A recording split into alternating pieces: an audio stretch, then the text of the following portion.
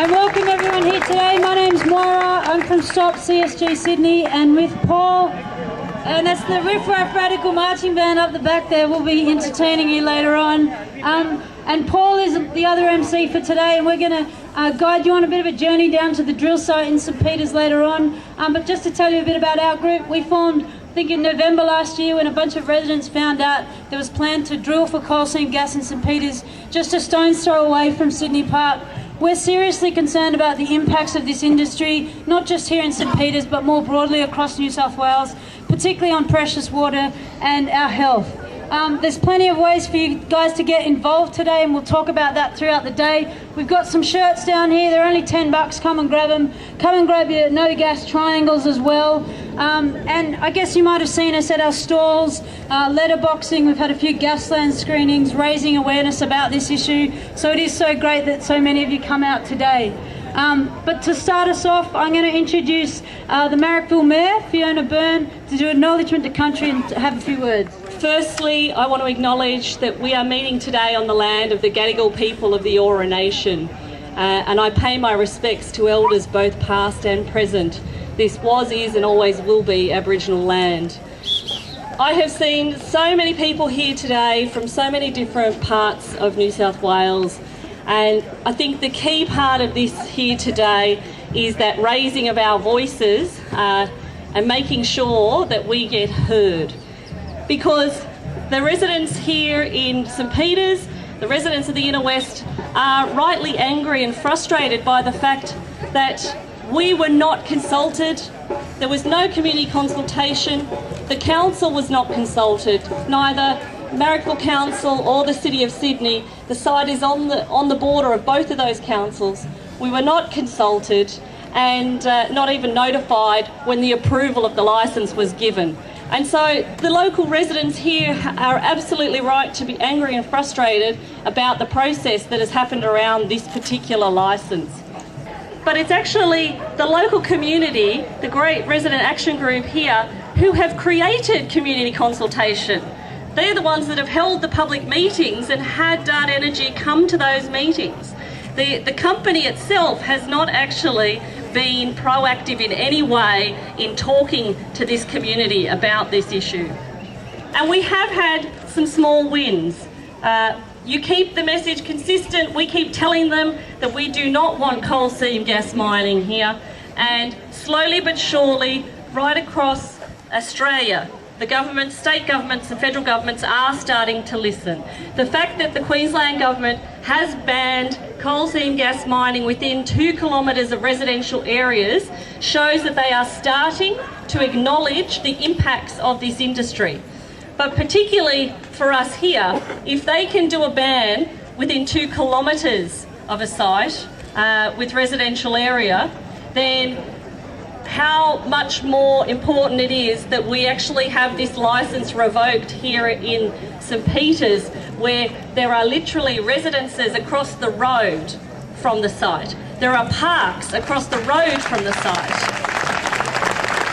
There are schools within 200 metres of this site.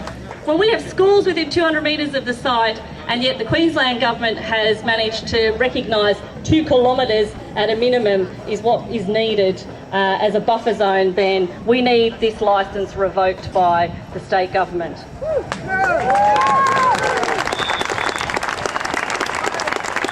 And absolutely, this fight is actually taking place right across New South Wales, and that's why I really want to acknowledge all of those communities that are here today, from the Illawarra, from Sutherland, right across New South Wales. We have massive support here today for us here in the Inner West, but it is a fight that is being had in communities right across New South Wales.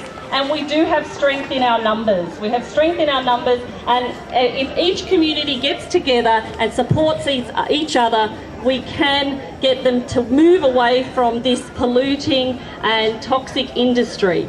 So that's what we need. We need them to move towards renewable energy solutions, away from this polluting and toxic industry. From your lips to the ears of Barry O'Farrell, let's get this licence revoked. Let's move away from the coal seam gas industry and let's move into renewable energy solutions for New South Wales and for Australia, for the future of my kids, your grandkids, and for the future of our economy and our environment.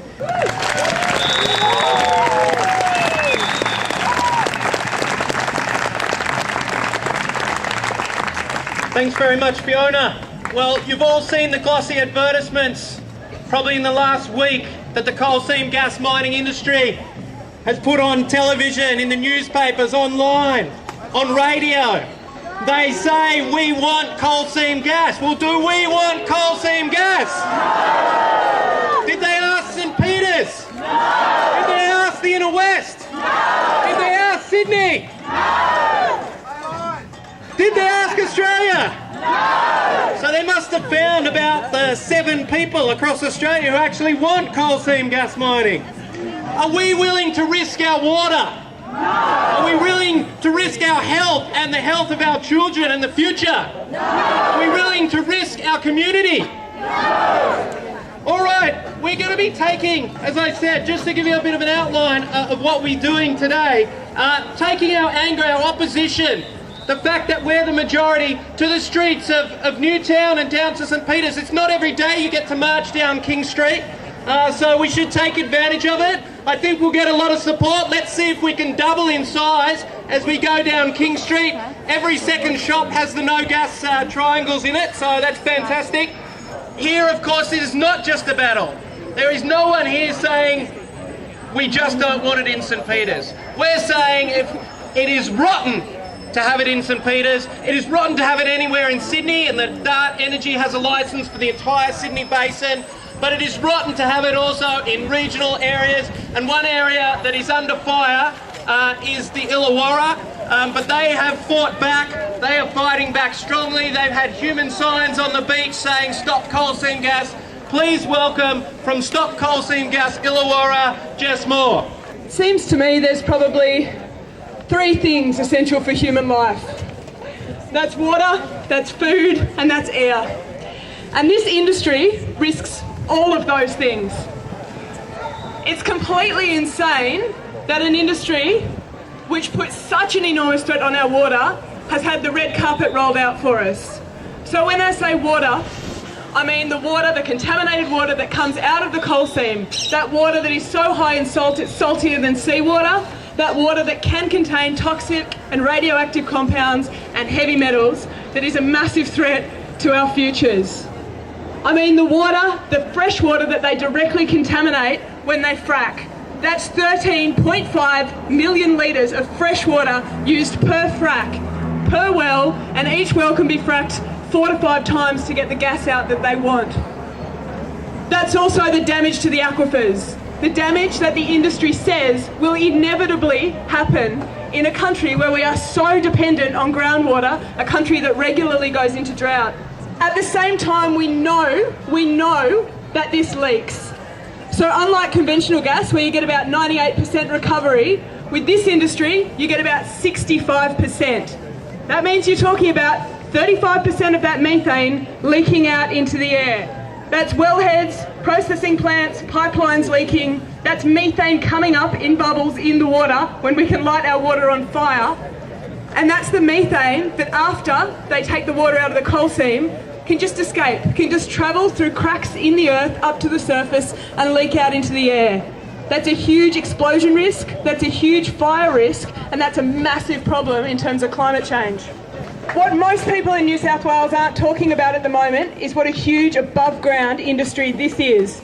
They're saying, we just want to drill a well here and a well there, that's exploration. But what no one's talking about is production. Production means a wellhead every 400 to 900 metres, all joined together by pipelines, by roads at least 20 metres wide because they've got to get trucks in and out. It's massive above ground industrialisation, and that's what they're talking about bringing into our communities. Now in the Illawarra we're in a particularly frightening situation. We've got 15 coal seam gas wells approved on the escarpment in the Illawarra. Now 7 of those are actually in our drinking water catchment. That drinking water catchment, it doesn't just feed the Illawarra. That water goes to Sydney, to the Southern Highlands and to the Illawarra. That's the water supply for 4 million people, and they've approved 7 wells in that area. This is in an area that is an enormous bushfire risk, and this is what they're putting there. It's on an enormous aquifer system that's basically like a sponge that cleanses our water. And the government did this at a time when our council was under administration. The state government pressured state government appointed administrators to rezone the land in the catchment to make all of this possible. How dare they? That was against advice from the Department of Environment and Climate Change. That was against the advice of Sydney Catchment Authority. That was against the advice of Wollongong City Council staff. And still, our state government went ahead and did this. Now, why are they doing this to us? What are the reasons they give us? I mean, the obvious thing to say is about profits going into private pockets and the destruction of our environment. But why does the government tell us they have to do this? They say it's a transition fuel. This is nonsense for 3 reasons. Firstly, we're not transitioning from or to anything. This gas is for export. It's just an increase in the extraction of fossil fuels. Yeah. Secondly, it's as bad, if not worse, than coal. With the rate of methane that escapes with coal seam gas mining, methane is 105 times worse in terms of global warming potential than carbon dioxide. It might be the case that when you burn the fuel, it's less destructive in terms of global warming, but the methane that escapes before you burn it is so high that this is going to wreak havoc in terms of our climate. Lastly, if any government is serious about transitioning, you would move to renewable energy. We can move to 100% renewable energy in this country. They're doing it in other countries. There's now baseload solar thermal plants and wind plants, and there is, if we're serious about transitioning, you don't go to coal seam gas.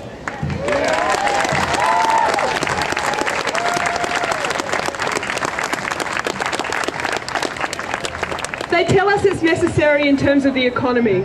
Again, this is complete nonsense. Whose economy? It makes huge amounts of money for a very small group of people and lumps the rest of us, communities all across Australia, without drinking water, without food and without healthy air.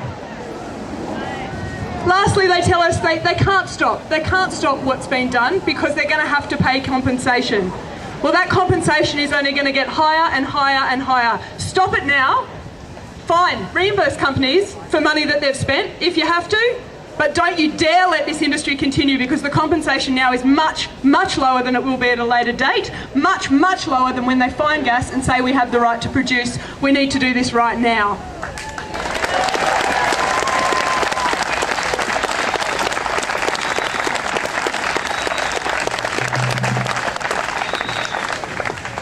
Already we've got a parliamentary inquiry as a result of community campaigns. Already we've got evaporation ponds being banned. Already there are some limits, nowhere near enough, on new fracking projects until the end of this year. We should take pride in these wins because they are a direct result of the work we've all been doing. Every member of government right now has a choice. They can go down in history as the people who sat on their hands while our water, while our food, while our futures were destroyed. Or they can stand with the community. We'll let them take credit for anything good that happens.